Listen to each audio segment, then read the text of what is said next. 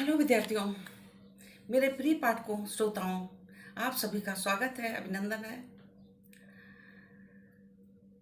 हमने बीते हुए कल में राष्ट्रकवि मैथिली शरण गुप्त के द्वारा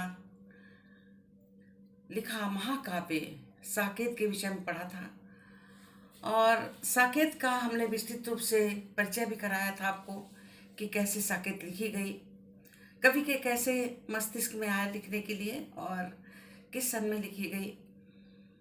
इसके अतिरिक्त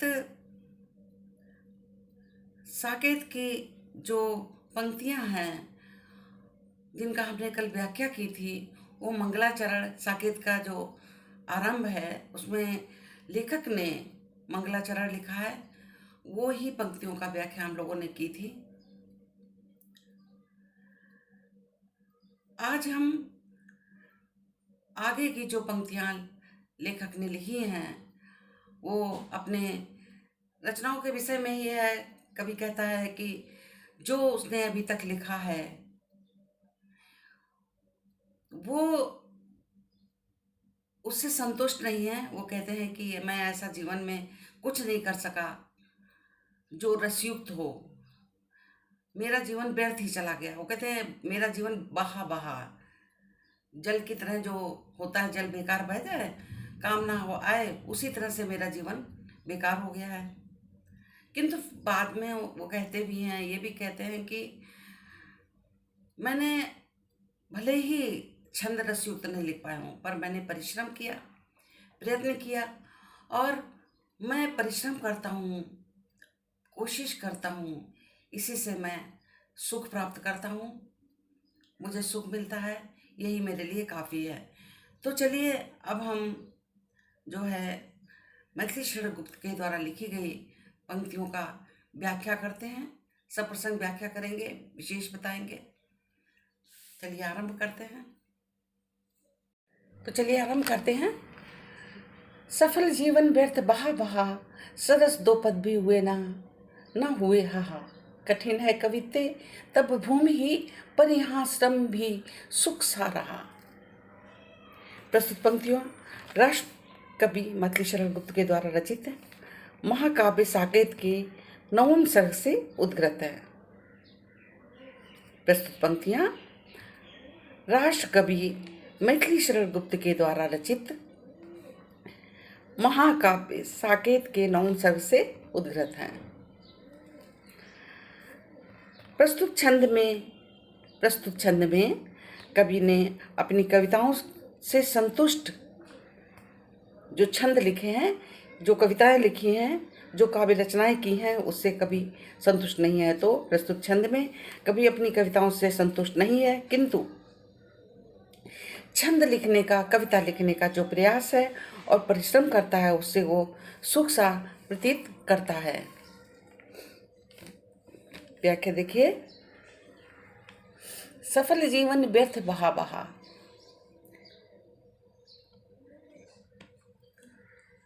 आगे देखिए। विफल जीवन व्यर्थ बहा बहा, सरस दो पद भी हुए ना हाहा। कभी अपने सारे जीवन में सारा जीवन लिखा उसने, परंतु वो कहता है कि सारे जीवन में दो रसपूर्ण छंद की रचना ना कर पाया। मेरा जीवन विफल चला गया, बेकार चला गया, असफल हो गया। कैसे? जैसे व्यर्थ पानी बह जाए, पानी की तरह व्यर्थ चला गया।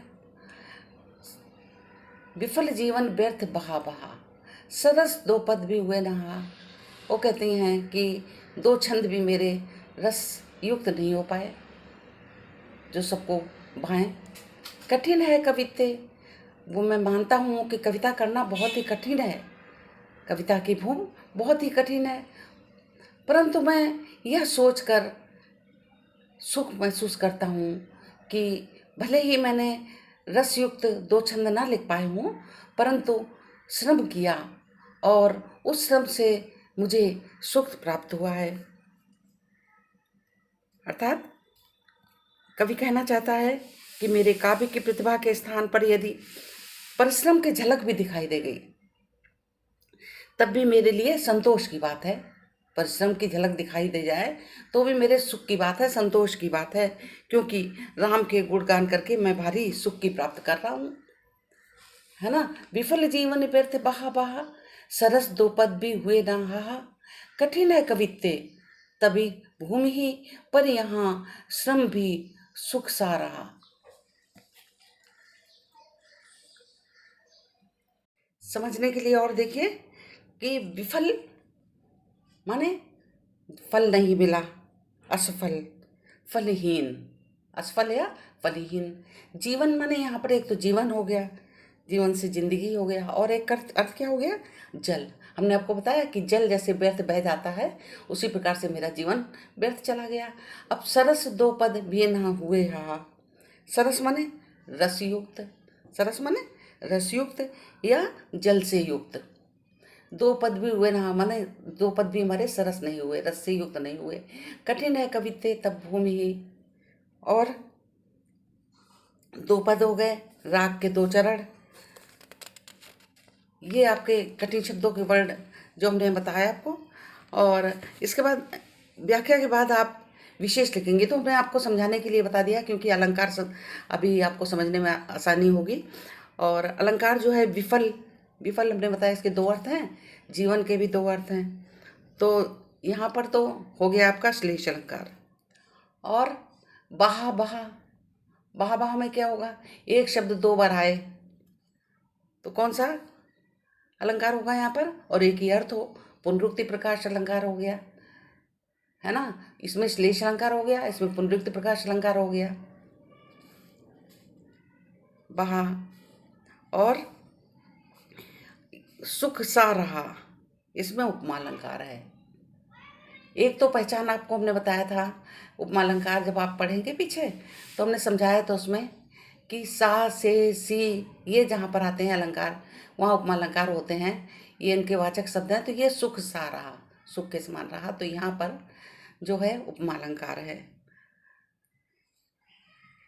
और भाषा क्या है, विशेष में आपका ये तो अलंकार हो गए। भाषा क्या है, अत्यधिक सरल शब्दों का प्रयोग किया गया है, सरल सुदृढ़ भावयुक्त भाषा का प्रयोग हुई है। इसमें द्रुत विलंबित छंद है, भक्ति रस हो गया। भाषा कैसी हो गई, भावयुक्त संस्कृत निष्ठ खड़ी बोली हो गई। रस हो गया भक्ति रस या शांत रस कह सकते हैं आप, है ना। तो ये आपकी पंक्तियाँ पूर्ण हुई। सबसे पहले आप संदर्भ प्रसंग लिखेंगे, फिर व्याख्या करेंगे, उसके बाद विशेष कर लिखेंगे।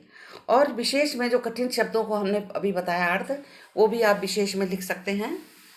तो ये आपकी पंक्तियाँ पूर्ण हुई। चलिए अगली क्लास में फिर मिलते हैं। धन्यवाद।